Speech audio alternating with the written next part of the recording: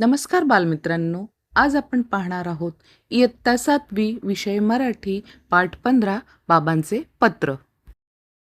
बालमित्रांनो, बाबांचे पत्र हा एक संकलित पाठ आहे. आज दळणवळणाची साधने वाढलेली आहेत. एकमेकांशी बोलण्यासाठी आपण टेलिफोन, मोबाईल यांचा वापर करतो. दूरदूरच्या देशात ईमेलद्वारे आपण संपर्क साधू शकतो. तरीही पत्राचे महत्त्व कमी नसते. पत्रातून आपण आपल्या भावना सहजपणे मोकळेपणाने सांगू शकतो. मित्रांनो, पत्रलेखनाचे 2 नमुने या ठिकाणी दिलेले आहेत. शाळेच्या सुट्टीचा वेळ फुकट न घालवता त्याचा सदुपयोग कसा करता येईल याबद्दल वडिलांनी मुलीला मार्गदर्शन केले आहे. मित्रांनो, या ठिकाणी आपण प्रथम पत्राचे वाचन करूया. हे पत्र विजय शिंदे यांनी लिहिलेलं आहे. त्यांचा पत्ता आहे 107 आनंद पार्क सोसायटी, वेड रोड, सुरत, 395004, दिनांक 9/4/2024. ते सुनीताला लिहित आहेत. प्रिय सुनीता, शुभ आशीर्वाद. तुम्ही सर्व मैत्रिणी आनंदात असाल. तुझी परीक्षा पूर्ण होताच तू येथे येणार आहेस ह्या आनंदामुळे माझाही उत्साह वाढतो आहे. तुझी उन्हाळ्याची सुट्टी मजेत जावी यासाठी मी काही गोष्टी ठरविल्या आहेत.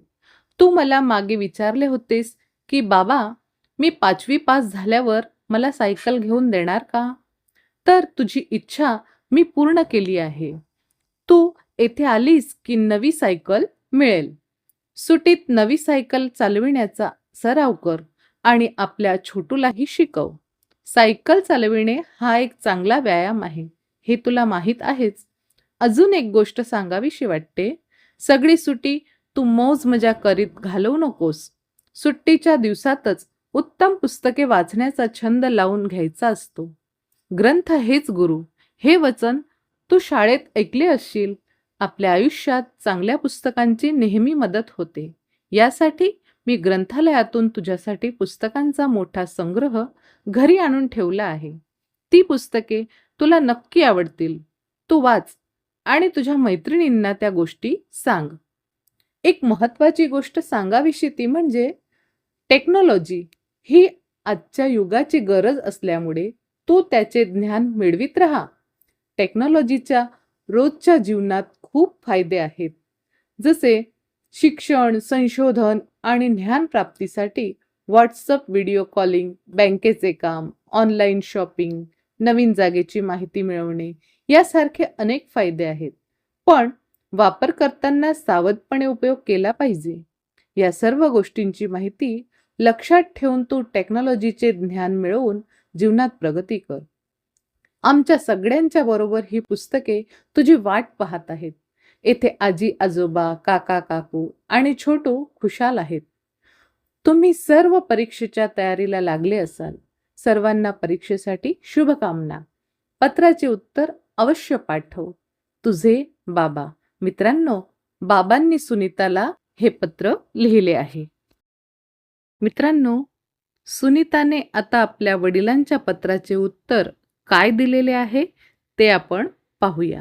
सुनीता लिहिते. सुनीता शिंदे, संस्कार छात्रालय, विद्यानगर, आणंद, गुजरात, दिनांक 14/4/2024. तीर्थरूप बाबा, शिरसाष्टांग दंडवत. तुमचे पत्र मिळाले. मला आणि माझ्या मैत्रिणींना पत्र वाचून आनंद झाला. आता मला केव्हा एकदा घरी येईन असे झाले आहे. मी तर स्वप्नात सुद्धा सायकल चालवायला लागले आहे. बाबा, तुम्ही लिहिले आहे की तुम्ही माझ्यासाठी छान छान पुस्तके आणली आहेत. खरंच ही सुट्टी माझ्यासाठी अगदी मजेत जाईल. छोटूला मी सायकल नक्की शिकवीन आणि खूप छान छान गोष्टी सांगेन. किती मजा माझी आणि त्याची सुद्धा. हो हो ना बाबा. बाबा, तुम्ही सांगितल्याप्रमाणे मी आजच्या युगात टेक्नॉलॉजीचे महत्त्व समजून माहिती मिळविली आहे. म्हणून मी तुम्हाला ईमेल केला आहे. बाबा, तुम्हाला माहिती आहे का की टेक्नॉलॉजीचे खूप फायदे आहेत. इंटरनेटमुळे जगभरातील कोणतीही माहिती एका क्लिकवर उपलब्ध होते. शिक्षण, संशोधन आणि ज्ञान प्राप्तीसाठी हे अत्यंत उपयुक्त आहे. इंटरनेटमुळे संवाद करणे सोपे झाले आहे. जसे की ईमेल, व्हॉट्सअप, व्हिडिओ कॉलिंग सारख्या साधनांमुळे जगाच्या कोणत्याही कोपऱ्यातील लोकांशी संवाद साधणे सहज शक्य झाले आहे. ह्यामुळे आर्थिक आणि औद्योगिक प्रगती पण सोपी झाली आहे. तंत्रज्ञानाने व्यवसाय आणि उद्योगाची कार्यक्षमता वाढवली आहे. टेक्नॉलॉजीमुळे वैद्यकीय सुधारणा झाल्या आहेत. आधुनिक उपकरणे आणि सॉफ्टवेअरमुळे निदान आणि उपचार सोपे झाले आहेत. तंत्रज्ञानामुळे जीवन अधिक सोयीस्कर बनले आहे. ऑनलाईन शॉपिंग, बँकिंग, शिक्षण आणि मनोरंजन घरबसल्या उपलब्ध झाले आहे. बाबा, ह्या सर्व फायद्यांबरोबर टेक्नॉलॉजीमुळे नुकसान पण तितकेच आहे. इंटरनेट आणि सोशल मीडियामुळे गोपनीयता धोक्यात येऊ शकते. वैयक्तिक माहितीचा दुरुपयोग होण्याची शक्यता असते. तंत्रज्ञानाच्या अतिरेकामुळे अनेकदा व्यक्तींशी संवाद कमी होतो, ज्यामुळे मानवी संबंधावर नकारात्मक परिणाम होऊ शकतो. टेक्नॉलॉजीच्या अतिरेकामुळे तासनतास संगणक किंवा मोबाईलच्या स्क्रीनसोबत बसल्यामुळे दृष्टीदोष, पाठदुखी आणि इतर शारीरिक व मानसिक समस्यामध्ये वाढ होत आहे. त्याशिवाय ऑटोमेशन आणि आर्टिफिशियल इंटेलिजन्समुळे काही पारंपरिक नोकऱ्या धोक्यात आल्या आहेत, ज्यामुळे बेरोजगारी वाढू शकते. टेक्नॉलॉजीचा उपयोग करताना सावध राहून कामे करावी, कारण त्यामुळे सायबर क्राईमद्वारे फसवणूक होणार नाही. बाबा, माझी अजून एक इच्छा आहे. तिथे आल्यावर पोहायला शिकायचे आहे. रोज संध्याकाळी तुम्ही पोहण्याच्या तलावावर सोडाल ना? माझा अभ्यास छान चालला आहे. माझ्या सगळ्या मैत्रिणींनी आपल्या घरातील सगळ्यांना नमस्कार सांगितला आहे. आई, काका, काकू, आजी आजोबांना साष्टांग दंडवत. छोटूला गोड पापा. तुमची लाडकी सुनीता. बालमित्रांनो, आता आपण काही शब्दांचा अर्थ तसेच शब्दसमूहासाठी एक शब्द अभ्यासूया. उत्साह, जोश किंवा उमंग, आनंद, खुशी, सराव, प्रयत्न, टेक्नॉलॉजी, तंत्रज्ञान, संवाद, आदानप्रदान, गोपनीयता, खाजगीपणा. शब्दसमूहासाठी एक शब्द. विद्यार्थ्यांसाठी राहण्याची जागा, छात्रालय. नवरात्रींचा समूह, नवरात्र. जे होणे शक्य नाही, अशक्य. ज्ञान प्राप्त करणारा, ज्ञानी. खूप चांगली संधी, सुवर्ण संधी. वाचण्यास योग्य असे, वाचनीय. मित्रांनो, संवादासाठी दिलेल्या या प्रश्नांची उत्तरे वहीत लेखन करायची नाहीत, परंतु आपल्या वर्गात वर्गमित्रांसोबत या प्रश्नांची चर्चा करायची आहे. प्रश्न दुसरा. पाठाच्या आधारे खालील वाक्ये खरे किंवा खोटे ते सांगा. 1. आपल्या आयुष्यात चांगल्या पुस्तकांची नेहमी मदत होते. खरे. 2. सुनीताला बाबांनी पत्र लिहिले होते. खरे. 3. सुनीताला बाबांनी उत्तम पुस्तके वाचण्याचा सल्ला दिला. खरे. 4. टेक्नॉलॉजीचा रोजच्या जीवनात उपयोग होतो. खरे. प्रश्न तिसरा. खालील दिलेल्या शब्दांच्या अर्थाचा वाक्यात उपयोग करा. उदाहरणार्थ, अंबर, आकाश. वाक्य. रात्र झाल्यावर आकाशात तारे दिसतात. 1. सुवास, सुगंध. वाक्य. फुलांचा सुवास सर्वत्र दरवळत होता. 2. तट, किनारा. वाक्य. आम्ही नदीच्या तटावर बसलो होतो. प्रश्न चौथा. कंसात दिलेल्या विकल्पांच्या आधारे रिकाम्या जागा भरा. 1. सुनीताने बाबांना पत्र लिहिले. 2. वडिलांनी सायकल चालविण्यासाठी सुनीताला सांगितले. 3. टेक्नॉलॉजीची माहिती सुनीताने सांगितली. 4. टेक्नॉलॉजीच्या अतिरेकामुळे शारीरिक मानसिक त्रास होतो. प्रश्न क्रमांक 5. खालील वाक्यातील सर्वनाम ओळखून लिहा. 1. आम्ही अभ्यास पूर्ण केला. या वाक्यात सर्वनाम आहे आम्ही. 2. ते आता तुम्हाला समजलेच असेल. या वाक्यात सर्वनाम आहे ते आणि तुम्हाला. 3. मी स्वयंपाकघरापर्यंत जाणार नाही. या वाक्यात सर्वनाम आहे मी. 4. त्याला दिलासा मिळणारी घटना घडली. या वाक्यात सर्वनाम आहे त्याला. 5. आपण सारेच एकमेकांवर अवलंबून आहोत. या वाक्यात सर्वनाम आहे आपण. प्रश्न 6. कंसात दिलेल्या शब्दांच्या आधारे रिकाम्या जागा भरा. तिचे मित्र फारच खुश झाले. 2. सातत्याने परिश्रम करून तो विजेता खेळाडू होऊ शकतो. 3. तुम्हा चौघांबरोबर बसून आपण मनसोक्त गप्पा माराव्यात असे मला वाटते. 4. आपण निसर्गाचा आनंद घेतला पाहिजे. 5. शाळेला सुट्टी लागण्यापूर्वीच मी पहाडावर जाण्याची तयारी सुरू केली होती. प्रश्न 7वा. खालील दिलेल्या शब्दांचा विरुद्धार्थी शब्द लिहा. 1. फायदा, तोटा. 2. लाभ, हानी. 3. जबाबदार, बेजबाबदार. 4. सावध, बेसावध. प्रश्न 8वा. दिलेल्या उदाहरणाप्रमाणे दुसरे शब्द लिहून त्या शब्दाचा वाक्यात उपयोग करा. उदाहरणार्थ उत्सुक, उत्सुकता. वाक्य: मला आईला भेटण्याची खूप उत्सुकता होती. 1. मानव, मानवता. वाक्य: आपण सर्वांनी मानवता जपली पाहिजे. 2. दरिद्र, दरिद्रता. वाक्य: दरिद्रता दूर करण्यासाठी शिक्षण महत्त्वाचे आहे. 3. समान, समानता. वाक्य: समाजात समानता असली पाहिजे. 4. कृतज्ञ, कृतज्ञता. वाक्य: शिक्षकांविषयी आपल्या मनात कृतज्ञता असली पाहिजे. प्रश्न क्रमांक 9. खालील सर्वनामांचा उपयोग करून वाक्य बनवा. मी रोज अभ्यास करतो. आम्ही मैदानात खेळतो. तू खूप हुशार आहेस. तुम्ही वेळेवर या. तो शाळेत गेला. ती गाणे गाते. बालमित्रांनो, या स्वरूपाची इतर वाक्य आपणास बनवायची आहेत. प्रश्न 10वा. नकारार्थी वाक्य बनवा. उदाहरणार्थ होकारार्थी वाक्य आहे, मला जवळच जायचे होते. त्याचे नकारार्थी वाक्यात रूपांतर केले, मला दूर जायचे नव्हते. त्याचप्रमाणे आपण नकारार्थी वाक्य बनवूया. 1. प्रकाश भाऊ उदार मनाचे होते. त्याचे नकारार्थी वाक्य आहे, प्रकाश भाऊ स्वार्थी मनाचे नव्हते. 2. समीरला थोडीच पुस्तकं हवीत. त्याचे नकारार्थी वाक्य आहे, समीरला जास्त पुस्तके नको आहेत. 3. मागील वर्षी पुष्कळ पाऊस पडला. त्याचे नकारार्थी वाक्य आहे, मागील वर्षी कमी पाऊस पडला नव्हता. 4. विजय हुशार आहे. त्याचे नकार वाक्य आहे, विजय मूर्ख नाही. 5.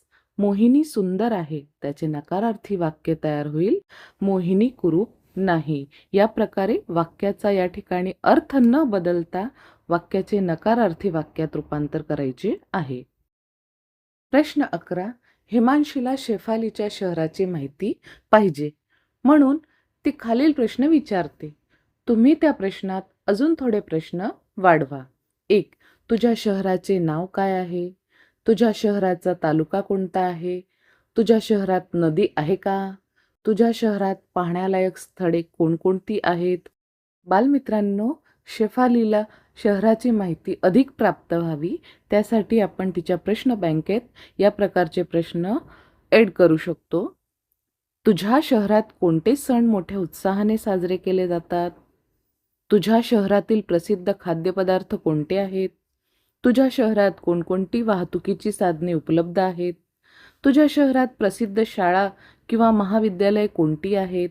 तुझ्या शहरातील हवामान कसे असते?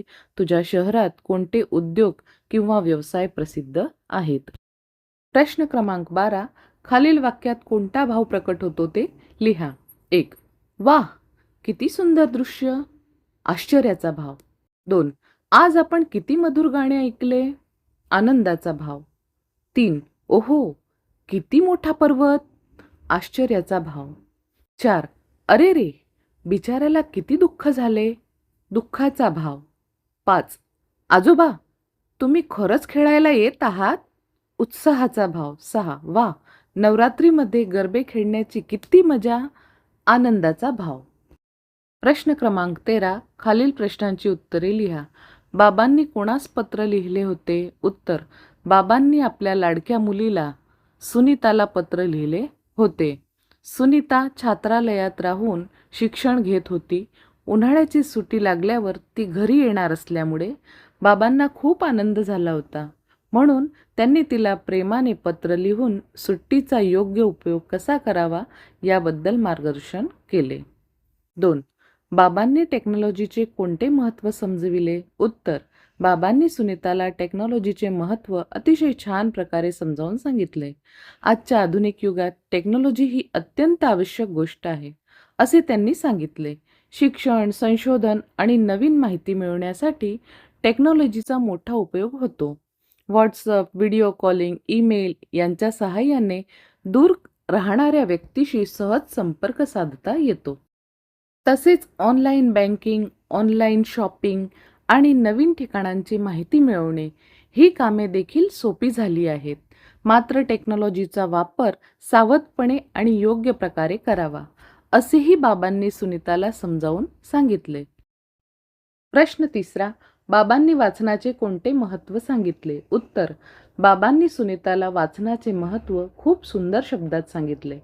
सुट्टीचा वेळ फक्त खेळण्यात आणि मौजमजेत घालू नये, तर त्या काळात चांगली पुस्तके वाचण्याची सवय लावून घ्यावी, असे त्यांनी सांगितले. ग्रंथ हेच गुरु हे वचन सांगून त्यांनी पुस्तकांचे महत्त्व स्पष्ट केले. चांगली पुस्तके आपल्याला ज्ञान देतात, विचार समृद्ध करतात आणि आयुष्यात योग्य मार्गदर्शन करतात. त्यामुळे व्यक्तिमत्व विकास होतो. सुनीताला वाचनाची आवड निर्माण व्हावी म्हणून बाबांनी तिच्यासाठी ग्रंथालयातून अनेक पुस्तके आणून ठेवली होती. प्रश्न चौथा: सुनीताने बाबांना कोणते आश्वासन दिले होते? उत्तर: सुनीताने बाबांना अनेक चांगल्या गोष्टींचे आश्वासन दिले होते. तिने नवीन सायकल चालविण्याचा सराव करणार असल्याचे सांगितले. तसेच आपल्या छोटू भावालाही सायकल शिकवणार असल्याचे वचन दिले. बाबांनी आणून ठेवलेली पुस्तके ती मन लावून वाचेल आणि त्यातील गोष्टी आपल्या मैत्रिणींना सांगेल, असेही तिने सांगितले. टेक्नॉलॉजीचे महत्त्व समजून घेऊन तिचा योग्य वापर करेन, असेही आश्वासन सुनीताने बाबांना दिले होते.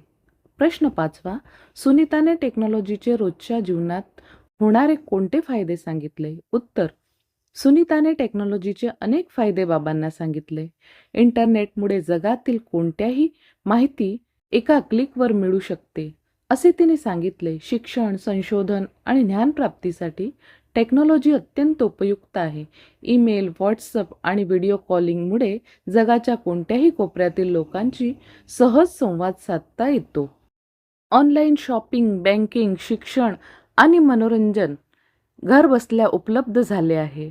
आधुनिक तंत्रज्ञानामुळे वैद्यकीय क्षेत्रातही मोठी प्रगती झाली असून निदान आणि उपचार सोपे झाले आहेत. त्यामुळे जीवन अधिक सोयीस्कर आणि जलद बनले आहे. प्रश्न क्रमांक 14: खालील दिलेली माहिती पत्र स्वरूपात लिहा. मिहीर अहमदाबादहून बसमध्ये बसून आबूला गेला. आबूला तो 2 दिवस राहिला. आबूला येऊन त्याने आबू दर्शनासाठी बसमध्ये फिरण्याचे नक्की केले. त्याने नखी तलाव पाहिला. किनाऱ्यावर उभे राहून त्याने फोटो काढले. त्याने नखी तलावात बोटिंग केली. देलवाड्याचे डेरे पण पाहिले. आबूला त्याने अर्बुदा मातेचे दर्शन केले. त्याने सर्वात उंच गुरु शिखरावर उभे राहून खालचे दृश्य पाहिले व त्याला खूप मजा आली. मिहीरने आबूवरून परत येताना नक्की केले की तो दरवर्षी आबूला फिरायला येणार. बालमित्रांनो, आपण मिळवलेल्या या माहितीचा उपयोग करून आपणास पत्र लिहायचे आहे. चला तर मग आपण आता पत्र लिहूया. प्रिय ध्रुव, सप्रेम नमस्कार. तू मजेत असशील अशी आशा करतो. मी काही दिवसांपूर्वी आबूच्या प्रवासाला गेलो होतो. अहमदाबादहून बसने आबूला गेलो. तेथे 2 दिवस राहिलो. आबू दर्शनासाठी बसमधून फिरलो. नखी तलाव पाहिला. तलावाच्या किनाऱ्यावर उभे राहून फोटो काढले. तलावात बोटिंग करण्याची खूप मजा आली. देलवाड्याचे डेरेही पाहिले. अर्बुदा मातेचे दर्शन घेतले. गुरु शिखरावर उभे राहून खालील सुंदर दृश्य पाहिले. तो अनुभव खूप आनंददायी होता. परत येताना मी ठरवले की दरवर्षी आबूला फिरायला यायचे. बाकी सर्व ठीक. तुझा प्रिय मित्र मिहीर. प्रश्न क्रमांक 15: योग्य जोड्या जोडवा. बालमित्रांनो, या ठिकाणी आपणास आंतरदेशीय पत्र, post card, WhatsApp, email, Twitter या सर्वांचे चित्रसुद्धा दिलेले आहेत. त्या चित्रांना नावांसोबत जोडायचे आहे. प्रश्न क्रमांक 16 शब्द ट्रेनमधून वाक्य बनवा. बालमित्रांनो, या ठिकाणी उदाहरण देण्यात आलेले आहे. त्यानुसार निरर्थक असलेल्या शब्दांना त्यातून काढून अर्थपूर्ण वाक्य तयार करायचे आहे. बाबांनी मुलीला पत्र लिहिले. 1. आंबट फळांमधून शरीराला व्हिटॅमिन सी मिळते. 2. व्यायाम केल्याने माणूस तंदुरुस्त राहतो. 3. आजच्या युगात पत्राचे स्थान ईमेलने घेतले आहे. चला तर मित्रांनो, आता आपण या सर्वांचे लेखन करूया. व्हिडिओ शेवटपर्यंत पाहण्यासाठी आपल्या सर्वांचे आभार.